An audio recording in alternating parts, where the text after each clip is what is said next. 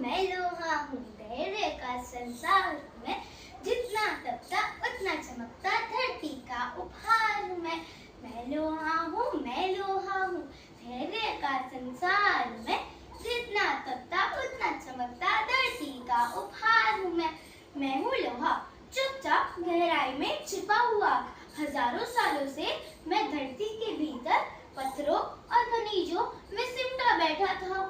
कोई मुझे देखता नहीं था, लेकिन मैं जानता था एक दिन मुझे इस दुनिया की रचना में काम आना है।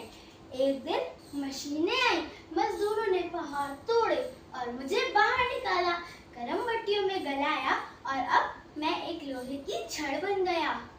मैंने पहली बार सूरज को देखा और धरती की हवा को महसूस किया। अब मैं तैयार था कुछ बड़ा बनने के लिए। मेरी छड़ें अब एक पुल की नींव बन चुकी थी। मेरी ताकत से अब बच्चे स्कूल जा पा रहे थे, किसान खेत पार कर पा रहे थे और शहर जुड़ने लगे थे। मुझे गर्व हुआ, मैं सिर्फ एक धातु नहीं, लोगों की मदद का साधन भी था। सालों बीत गए, बारिश, हवा और समय ने मुझ में जंग लगा दिया। अब मैं जंग लगा पुराना लोहा था। मुझे उखाड़कर एक तरफ फेंक दिया गया, कबाड़ कहकर। मैं चुप था, लेकिन भीतर से टूटा नहीं था। क्या मेरा सफर यहीं खत्म? मैंने सोचा। फिर एक दिन कुछ लोग आए, रिसाइकलिंग टीम। उन्होंने मुझे उठाया, साफ किया, पिघलाया और दोबारा ढाला। इस बार मैं पुल नहीं बना, मैं बना एक वायलिन का तार।